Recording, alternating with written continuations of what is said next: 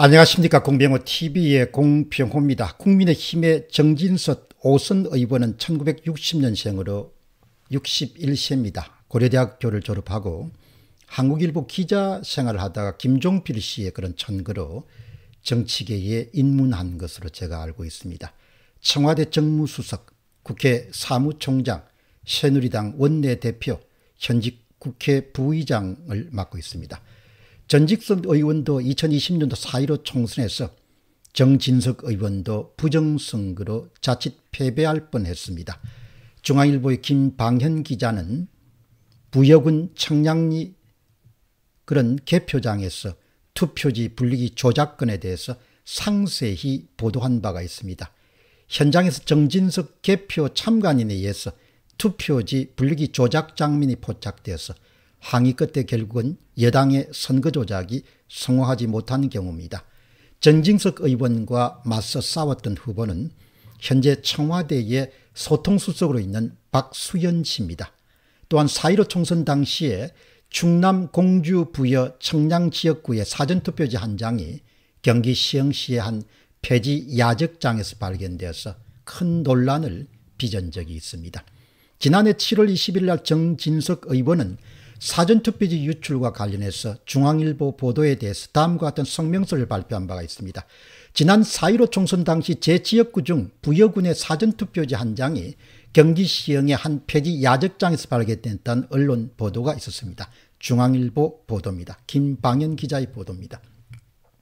중앙선거관리위원회 관내 사전투표소에서 투표용지를 투표함에 넣지 않고 들고 가는 사례가 종종 있다는 식으로 유야무야 넘어갈 문제가 아니며 궁색한 변명에 불과합니다.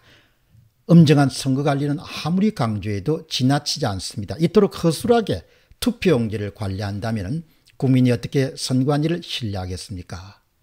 이후 그는 다른 국민의힘 국회의원들과 마찬가지로 선거 부정 문제에 대해서 일체 입을 열지 않았습니다. 입을 꾹 다물고 말았습니다. 제가 보기에는 선관위의 눈치를 크게 보고 있다, 그런 판단을 했습니다.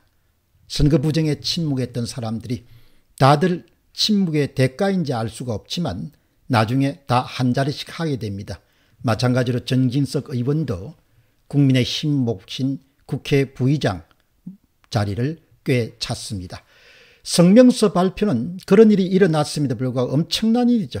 선거 부정이니까 가만히 있기보다는 유권자들이나 시민들 보기에 가만히 있는 것이 이상하기 때문에 그냥 체면치레로 발표한 것 같다, 이렇게 봅니다. 지금 국민의힘 윤 후보나 국회의원들은 모두 신체에 비유하자면 악성암과 같은 선거 부정 문제에 침묵하면서 다들 이번 대선에서 승리하겠다고 국민들에게 희망 고문을 주면서 이리 뛰고 저리 뛰고 있는 그런 모습을 보이고 있습니다.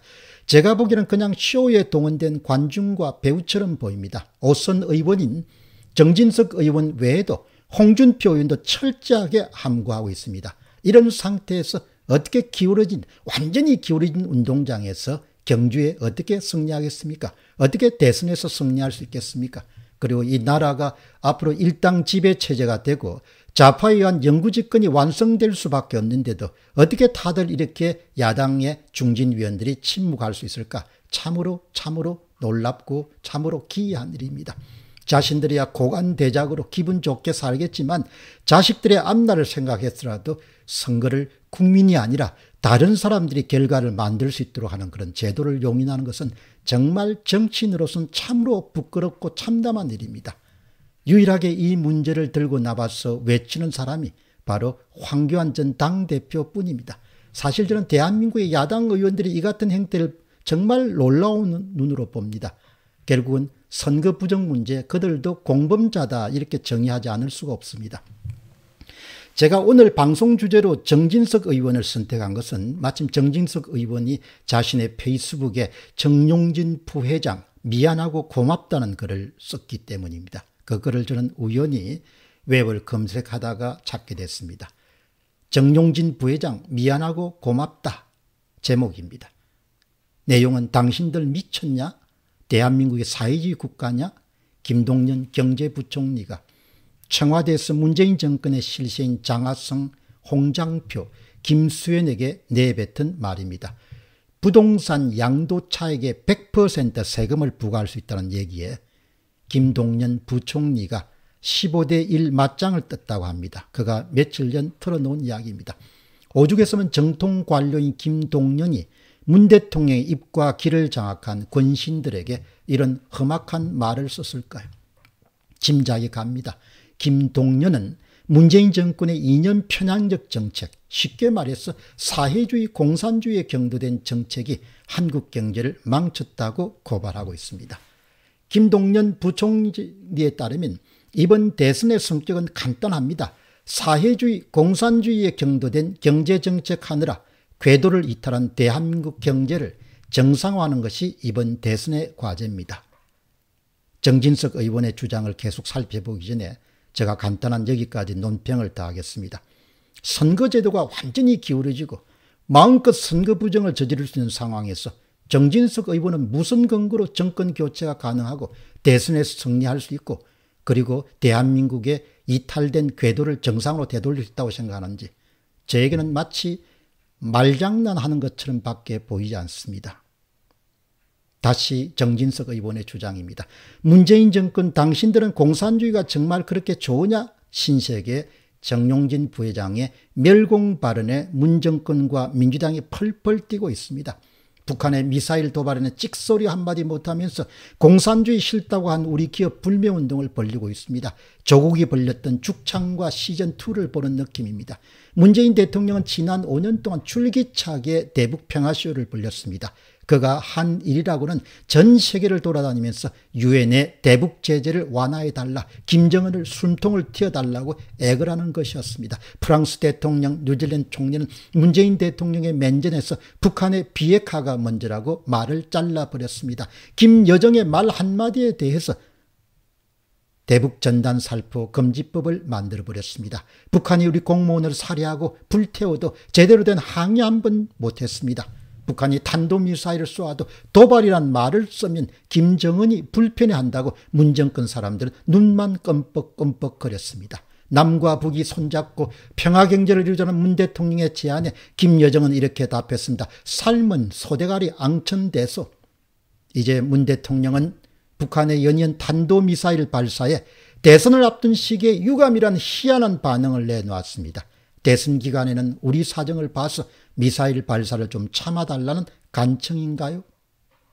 정용진 부회장의 멸공은 문 정권의 비굴한 대북 정책과 북한 인권 외면, 좌평양의 경제정책과 맞물려서 미묘한 반항을 불러일으키고 있습니다.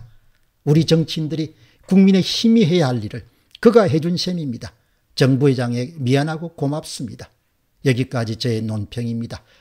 사실 좌파 영구집권이 완성되면 현재 국민의 힘은 책임의 절반을 져야 될 것입니다. 절반은 선거를 훔쳐서 민주주의를 붕괴시킨 586 운동권 정치인들이 져야 되고, 그러니까 좌파 보수, 좌파 기득권이 져야 되고, 나머지는 비겁하게 선거 장악을 묵인한 국민의힘의 국회의원들이 져야 될 것입니다. 다시 정진석 의원의 주장입니다.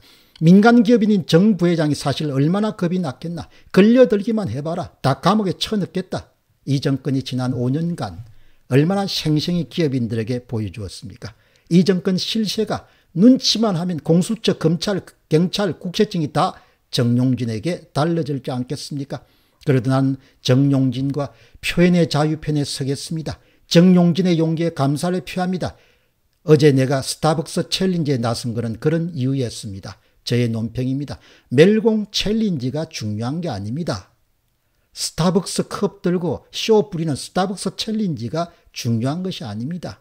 민주주의 국가에서 선거 결과를 상대방이 결정할 수 있도록 묵인하고 동조한 야당 의원들의 책임을 앞으로 어떻게 피하겠습니까? 그들의 비겁함과 그들의 무관심이 대한민국 국민을 앞으로 얼마나 험한 그런 상태로 몰아가게 될지 참으로 걱정스럽습니다. 정진석 의원과 동갑인 사람으로서 나는 그들의 표리부동함에 대해서 경악하지 않을 수가 없습니다. 어떻게 정치인이 권력교체 방법에 엄청난 문제점이 발생했는데 불구하고 선거법 개정이 필요하다는 부분에 대해서 어떻게 그렇게 침묵할 수 있는가? 이게 어떻게 정치인들인가? 정말 나쁜 놈들이라는 생각이 들 수밖에 없는 겁니다. 온갖 좋은 말을 다 늘어놓고 기자 출신이니까 아주 화려한 말을 쓰더라도 그게 얼마나 진심이 담겨 있습니까? 정치하는 사람들이 권력 교체와 관련돼서 문제가 발생하면 선거법을 고쳐서라도 그것을 기울이는 운동장을 편편한 운동장으로 만드는 것이 그게 도리이고 의무고 책무인 거죠. 정말 참 이 대한민국에 정치하는 사람들이란 것이 도무지 난 이해를 할 수가 없습니다. 생업을 하는 사람들이 주말마다 모여가지고 편편한 운동장을 만들어 달라고 그렇게 요구하는 것이 그게 보통 시민의 책무가 아니고 정치인의 책무인 거죠. 공병호 TV의 공병호였습니다. 감사합니다.